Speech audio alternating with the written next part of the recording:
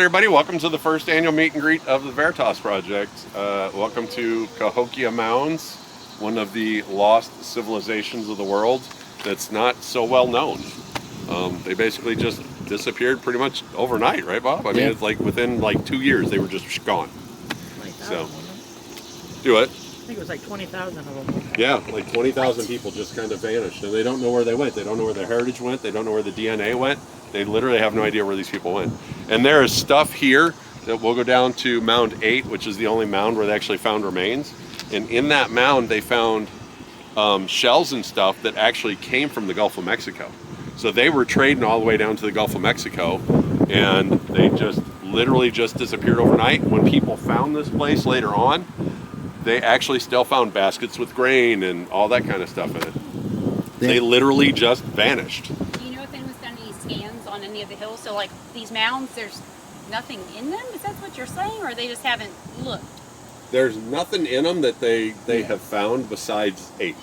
Okay. And the thing is, this wasn't even a historical site until, what was it, 80? Yeah, until the mid-80s. Mid-80s. And in fact, what is it, your grandma or your aunt or what was it? My mom's friends your mom's used friend, to live. okay. I'll show you where their house used to be. Right over in the mounds. Yeah. Bob played on these mounds when he was a kid. Yeah. Because there was actually streets here. The only house that's left is right there, and that's the caretaker's house now.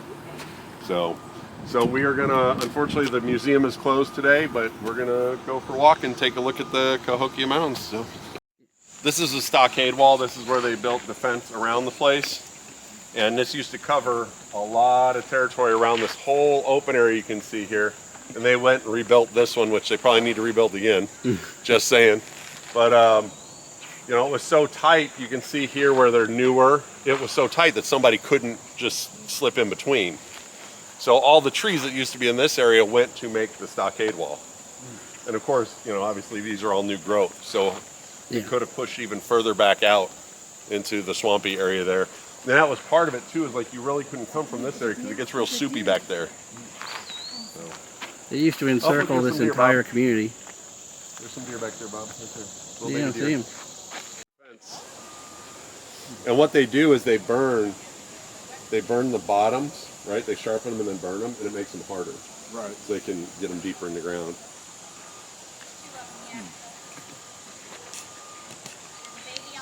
All right, guys, here we are. Bob and I back at Mound 72. This was actually the first video that we took on the podcast, was right here at Mound 72. And this is the only place in the Cahokia Mounds where human remains were found, and they found a bunch of them. As you can see, they were stacked in here. 35 women were laid out in 2 rows and piled together. You know, there's 4 men were lying together near the surface. So as you can see, there's arrowheads all stacked, they had stacked in here, and then this is also where they found beadwork from the Gulf of Mexico. Right. So that's why they know they traded all the way down to the Gulf of Mexico. So this was a popular trade hub, you know, in the middle of America here that just kind of went away. And as you can see here, they took it apart. There's like 3 separate mounds within the primary mound, right? And they went ahead and excavated it all down and found all the arrowheads and all the bodies here. Yeah. But, did they do any type of testing on the bodies to see, were they all like around the same time? Did they pass? Like, yeah, they were all around the same time, but like not all like the same day kind of thing. It was like, I don't know, maybe it was ritualistic or, like some type of mass, or it was I mean, this was their charnel house over here, so. They only think that this group of burials was... yeah, these 4 men, because their heads were missing. Yeah. Oh, wow. So, but all the rest of them in that pile there, they think were just people that passed away over time, and that's where they were buried at. Yeah. And they found all of these intricate beads. This is what the Cahokians were known for. These little, they used to play a game of some sort where they would roll these little discs, little clay discs. And they had like a statue and it would roll underneath them, and then nobody knows how it was actually played. You know, but they found a lot of them here. Alrighty, so we're going to move on to, we're going to go back up that way, and we're going to go around and then we're going to go up Hope Mound over there.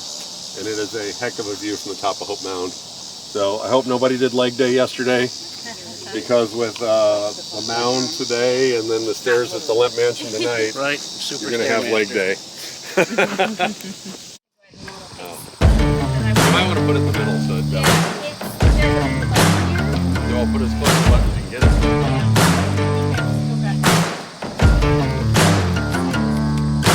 Mama said I ain't right, got a bad streak a mile long.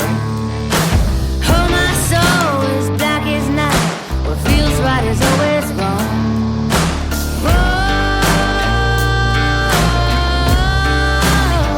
Like a hard, hard rain.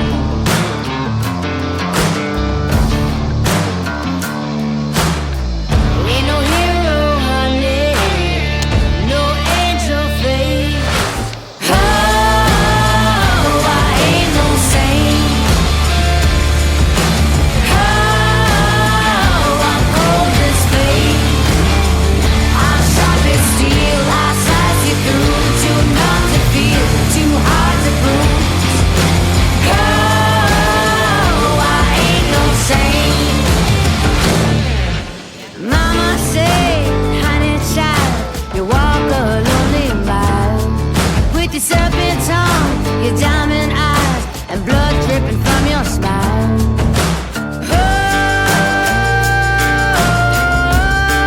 Oh, you're like a hard, hard rain.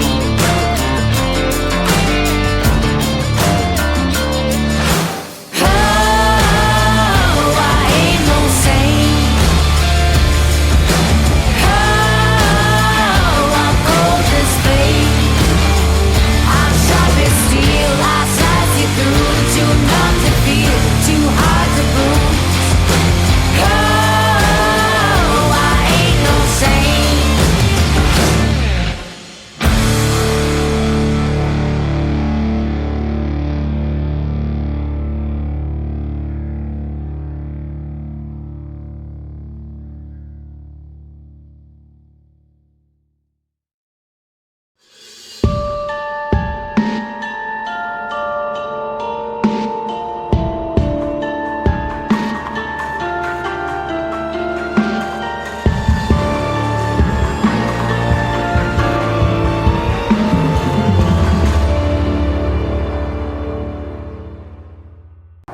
Hey everybody, welcome back to the podcast, the Project Investigation Collaboration. The podcast brought to you by the Veritas Project. And as always, our gracious host, founder of the Veritas Project, Robert Curtis. Hello. And myself, lead investigator, Todd Boyer. And welcome to the first annual Veritas Project meet and greet at the Lemp Mansion. Everybody say hi. We're surrounded by everybody at the meet and greet. Hey, did you hear that? There's thousands of people. So this is the first annual meet and greet, and we rented every room in the Lemp Mansion, which you've heard us talk about before. We've had podcasts about before. It is usually in the top 10, definitely the top 20 most haunted places in America. Mm-hmm. Bob and I have given hundreds of tours out of here. It's been a few years. I just got done giving a tour to everyone, and we are going to do a little Q&A session. Yep. So a little Q&A about ghost hunting, maybe our past, or any question anybody has. Yep. What we're going to do is they're going to ask a question, we're going to repeat it, and then we'll answer it just to make sure that you guys heard it. Yeah, because the microphone goes this way. Yep. So who's got the first question? Anybody? Oh, let's not do this. How long have you been investigating?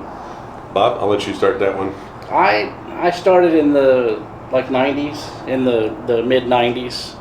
Really actually going to haunted houses. I lived in San Diego at the time, so there's a lot of haunted places there. I used to watch those little documentaries they had in like the History Channel, so I would see that and be like, oh man, I know where that is. It's like a couple miles up the road. So I would just go and investigate all of our local San Diego haunted houses and stuff like that. So the question, I'll go ahead and rephrase it, or reiterate the question. The question was, how long have we been doing investigations? Yeah. I've been doing it for about 10 years-ish or so. The group that Bob and I were part of a long time ago, I saw a thing on Facebook saying, hey, who wants to be a paranormal investigator? And I was like, okay, I'll check it out. But I've seen things my whole life, and I went and I showed up, and I became a paranormal investigator, and I've done lots of houses. You know, the St. Louis area. I haven't done a lot outside St. Louis, but a lot of St. Louis area stuff. So that's my background in it. Yeah. So anybody else got a question? Nobody about the Lemp Mansion, about anything? Have you guys ever used the Ouija board? I am not a fan of the Ouija board. The question was, have we ever used the Ouija board? I'm not a fan of it myself. There's a lot of negative connotation, but the Ouija board is just like any other communication device. You have to use it correctly and close out of it when you're done. I think there's too much human manipulation. Yeah. In my personal opinion, that's why I don't use it. It works off of the muscle, you know, like your relaxed muscle movements, and then the spirit comes through you to move the muscles to make it kind of like a conduit. And I'm not a fan of.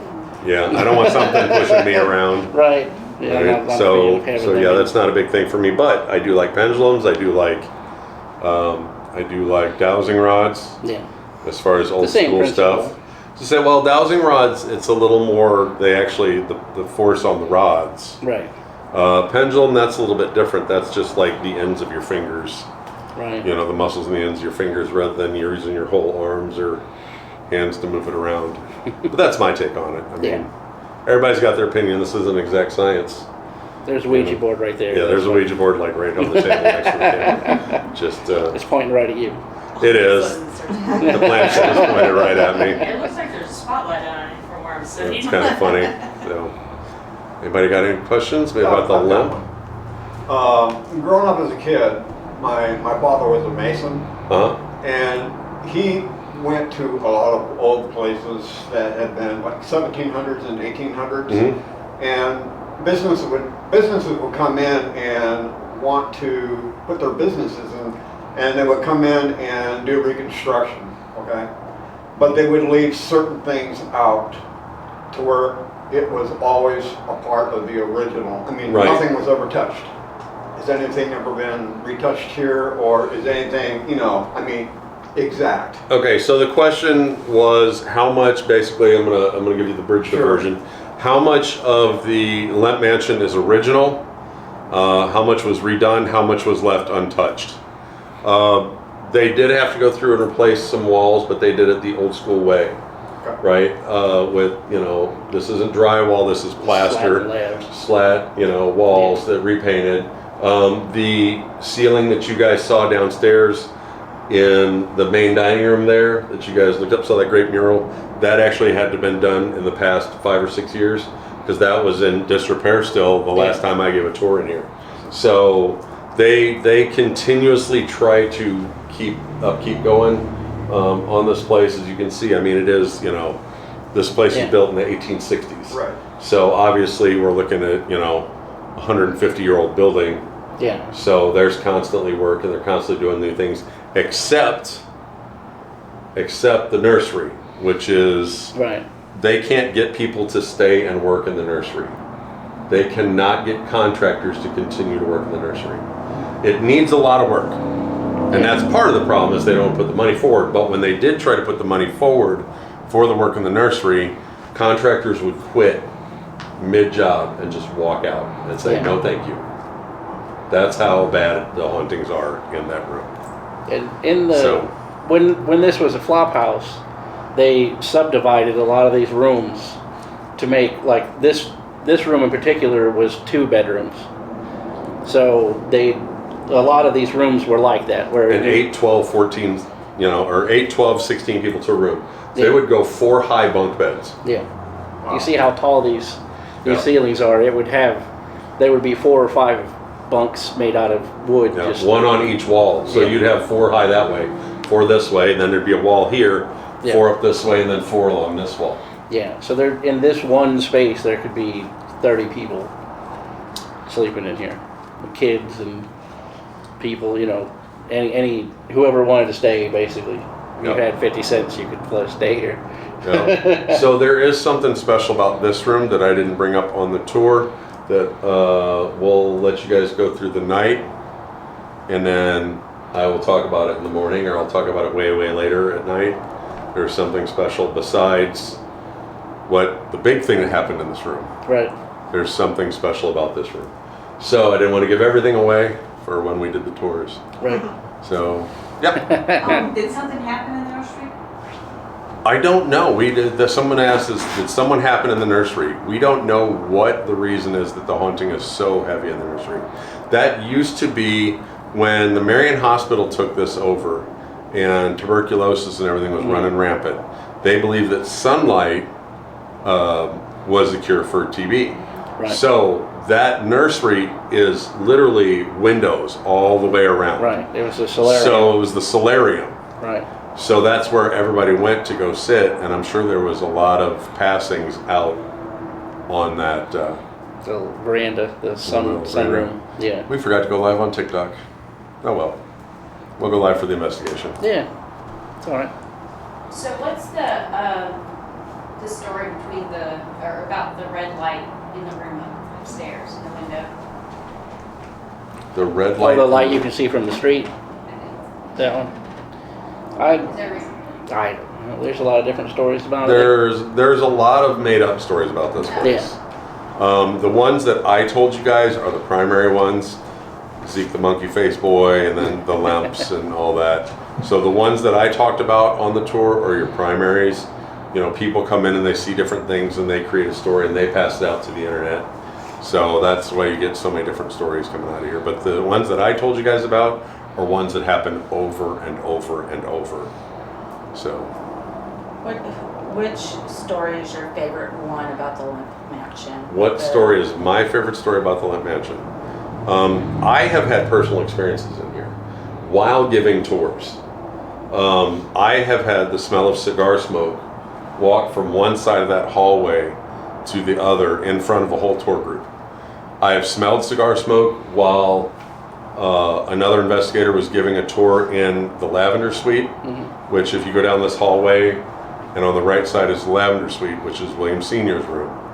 I have smelled cigar smoke in the room across the hall. This has been obviously a no smoking historic site for quite a long time. But then I was giving a tour and was standing at the end of this hallway, and the smoke went literally between myself and the tour group, and the people smelled it in order as it went across the hallway. It was wild. And there's a gnat flying right between us, Bob. It's driving me nuts. Trying to make its appearance. Yeah. What about you? I was doing the Spirit Box demo, and the group had just left. They would come through like about every hour or so, and Angie and I were like, we're very hot and parched up here because there's no air conditioning in this room. It just comes At from the time there was none. Yeah. There is now a little window unit. It used to. It's a lot nicer than it used to be. They put in a lot of window units. And it was miserable hot in here. And she was like, I'm going to go downstairs and get some water. And I put my head down on that little table over there, and I heard this ting, ting, ting, ting, ting, ting, ting, ting, ting, ting. And I looked over, and this huge fan that was where that stove or that microwave is now had just turned on. And it was a fan from like the 1940s. It has a metal toggle switch on it. Yep. It's not like a modern fan that could just short out. Right. Like it's all steel and copper. Like there's no circuitry at all. So something had to have flicked that switch on to turn the fan on. You know what I mean? Somebody saw you were hot. Yeah. It's like, hey, I know how this works. This fan works over here. Yeah. Let's turn it on. Nice. So that's my experience in here. Yeah. There's been a lot of good pictures taken in here. There's been a shadow figure right in this doorway to my side here. Yeah. I also, I don't know if you guys can see, I think you can right here. There's a piano right there.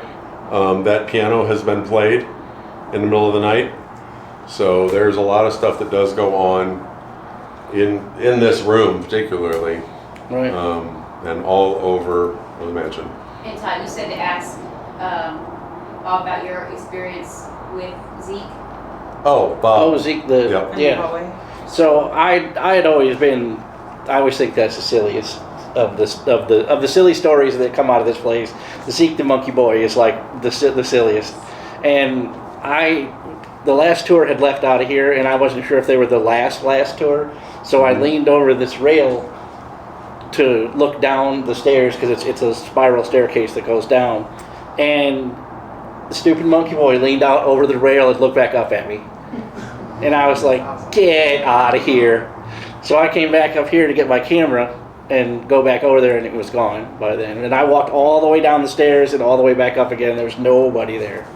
So the staircase that Bob is talking about, there are two staircases here in the Lemp Mansion. There's the grand staircase that's right out here that actually was put back in by the Pointer family that own the Lemp Mansion currently. After the 1920 World's Fair, they tore out that staircase, and the Lemps actually put an elevator in. Okay, so when the Pointers bought it, because the only other staircase was the back staircase, when the Pointers bought it, they replaced the staircase toward the elevator out. The back staircase goes 4 floors. It covers from the basement and goes all the way up to the 3rd floor. It is very narrow. The steps are maybe 2 feet wide, guys. We think 2.5 maybe. At the corners, they're only 1 inch wide at the narrowest part, and then expand out to about 8 inches. So we always have to warn people to be careful in these back stairwells, so they don't become part of the history of the Lemp Mansion.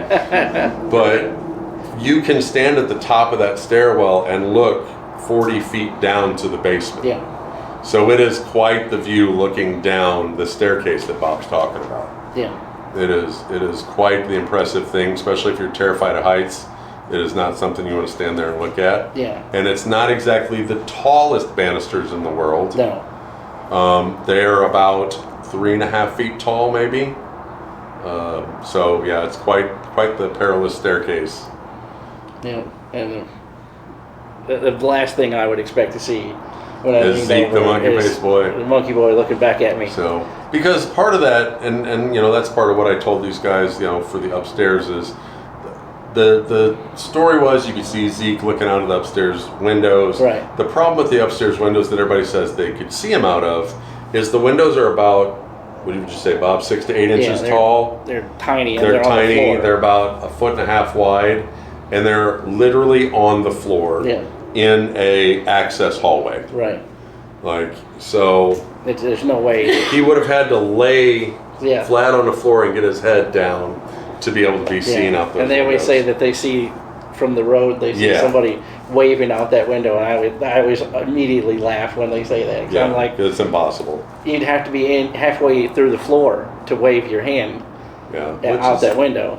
You know what I mean? Yeah. There's no way you could lay down and then wave out the window at somebody, and then they're going to see it in a car doing 70, driving past. You know. So anybody have any other questions? There was a story I heard a long time ago that on the stairwell here there was a dog. Okay. But I don't know if that story's true, so I don't want to. So it was asked if there is a story about a dog here. This is the part that I didn't want to give away, but I will since it's here. since it was brought to our attention. So when was it Junior was in this room, or was it? Yeah. So when William Lemp Jr. took his life in this room, he supposedly shot his favorite dog too in this room. Right. So there has been pictures of low to the ground that look like dogs in this room. Low to the ground figures that look like dogs in this room. So that's the one I didn't want to give away. What type of dog was it? German Shepherd. Was it a German Shepherd? Yeah. I couldn't remember. They always had German Shepherds. I asked because those pictures are not German Shepherds. Right. Now this is all junk they brought in. Yeah, they brought in for decor. Old, yeah, those are greyhounds and whatnot. Yeah. It's brought in for decor. Yeah. There is not a lot of the original furniture here. The piano at the end of the hallway is original. It went away, it was bought and went out into the world. And when someone found out that it did belong to the Lemp Mansion, when they were ready to give it up, they contacted the Pointer family and said, hey, would you like to buy this piano back? And they said, yes, we would. And they, so the piano at the end of the hall here is actually original to the Lemp Mansion. Yeah. Do you know if there are any children born in this room? Were there any children born in this room? I have no clue. Because with the Marion Hospital overflow, you never know what actually took place here. The records were spotty at best. That's why we don't even know how many people passed away in this house. That was my next question. Yeah, we have no idea. There was 3 suicides. Right across the street. Yeah, it used to be across the street over there. So there was 3 suicides that happened here. But as far as total deaths, I'm sure there was deaths when it was a flop house too. I mean, because it was absolutely horrible in here. Yeah. So, you know, it was overflow for the hospital and a flop house, and, you know, it was just a horrible, horrible place until the Pointers took it back over. So, I mean, imagine going to your nearest major city and seeing an abandoned house, you know, that got turned into something. That's basically what it was. They said that when this place caught fire in the 70s, the fire chief said that the only thing that saved this building was that it was so filthy that it wouldn't burn.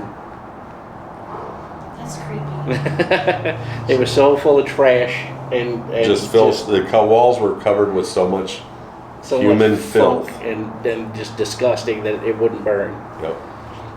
Anybody have any other questions? Bob, you should tell the story about the German exchange student. Oh yeah. So Angie asked Bob to tell the story of the German exchange student. So yeah, one day we were doing a tour, and the spirit box always speaks kind of what we at the time thought was gibberish, and the tours come in and they usually talk to it or whatever, and then they get bored and they go on to other things. You know, let's follow the line through the house. Yep. Well, one day it was doing its thing over there, just speaking the gibberish that we thought, and this kid on the tour says, what is this speaking, you know, like, who is this voice? And I was like, it's just a spirit box, you know, it just talks, it says that stuff all the time. He's like, I know what that is, that's old German, that's Weimar German from before the war. He's like, my grandparents used to speak that at our house. So then he started speaking to it in old German, and it was answering him. Oh, wow. Yeah. Well, just right now, it called Angie Schweinhund. You got that one, I call it a Scheisterkopf. Yeah. A shithead, nice. And a girl come out and goes, what? Yeah. So Bob set up the spirit box in here as I was giving the tour, and it was chattering away, and apparently it said my name, said Bob's name, said some of the other old tour people's names. Yeah, it was happy that we were back. So it was happy that we were back, Yeah. and was talking about everything. And I, just before we set up the camera, Bob asked, I said, are you ready to do the Q&A? And Bob was like, yeah, I guess. He said, do you mind if we do a Q&A? And he asked the spirit box, and the spirit box says no. And I said, well, I don't care if you don't want it. And it repeated back, well, I don't care. So it's I'm in control of the switch. Yeah. So, anybody have any other questions that they can think of? That's one of the things I always tell everybody is that you can't take modern ghost hunting equipment to a place that hasn't been investigated a lot and expect a spirit from like the 1700s to be able to use your cell phone. You know, they have no idea what you're talking about. The spirits in this house see that equipment at least once a week. Right. So they know how to use it, they know how Ovilus works, they know all of that stuff. Now, here's a question that's brought up a lot. Why are spirits always older? Okay, and my theory on this is because these older houses were your hub. This is where you stayed, this is where you worked, this is where you played, this is where your family was. This was your hub. Yeah. This isn't like modern houses where people go out and they go out to eat and then they go out to here to get entertainment, or they go this place to get entertainment, because the high energy of the entertainment and the having dinner and being here all the time is what produces the emotional energy to draw spirits. And I believe that because our houses now aren't the way that they used to be as a family unit, having all that emotional energy in the house at all times, that's why we don't catch a lot of spirits that are newer, because they're not attached to those places like the families were back then. Right. And that's my theory on it. So that's a you know, You think it's a good theory? Yeah. I say that a lot because often when I walk into a Victorian mansion, I get that feeling of a birthday party or Christmas or something like that. Like I feel like the spirits in there are like still in that mode. Right. You know, like, oh, we're having guests. It must be Christmas, you know, or it must be a birthday party or something like that, you know. I can feel that energy of like, oh, it's somebody's birthday or something like that, you know. This would have been the last place too. You'd be laying in state having your funeral here. Yep. Yeah. Well, you could have probably died here. Yep. And I think maybe that may have something to do with it because it's like this is just how it was. It hasn't changed. You know, Right. modern houses, it wasn't. You know, Yeah.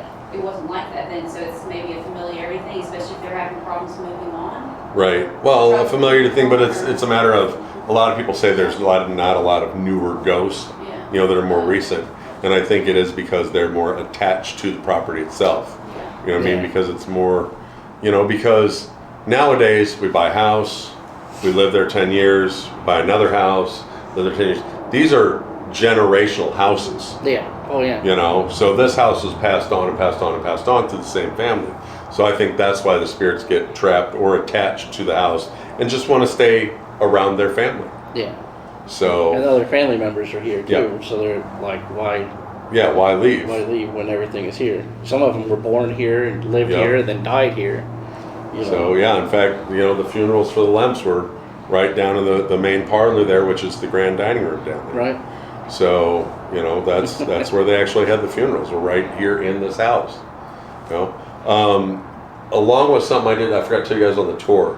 So William Jr. He actually ended up getting a divorce. Was William Jr. right? Am I getting that right? I may have my history a little off. Yeah. One of the brothers. The family was so well known. Like I said to you guys, like the Kardashians. They got a divorce, and they literally, it was such a big event that they built bleachers outside the courthouse and opened the windows of the courthouse so they could actually hear the lawyers go back and forth. The people could sit outside on the bleachers and listen to the lawyers go back and forth through the divorce. Isn't that So- crazy? So that's how popular the Lemps were back then. So thank you everybody who came to the first annual meet and greet. Yeah. We are gonna get set up and we're gonna go live for the investigation here shortly. If you want to send Bob or I an email, Bob is the Real Veritas Project at gmail.com, and I'm investigator.todd.paranormal@gmail.com. Bob is R.S. Curtis and the Real Veritas Project on all the social medias. I'm Investigator Todd on all the social medias. And don't forget to check out the Patreon. Everybody got really cool gifts and stuff, and you know, the Patreon members and everybody that came out this year It don't cost nothing. for the meet and greet. And we're going to take your guys' picture and add it to the end of the video, just so you know. For coming out and hanging with us. And we hope you guys enjoyed our little short Q&A session. I know it's probably not a full half hour, but we are going to get this investigation kicked off. So thanks everybody for joining us on the podcast. And remember, Stay curious. and find the truth, and we'll catch you guys next time on the Veritas Project. Night, everybody. See ya.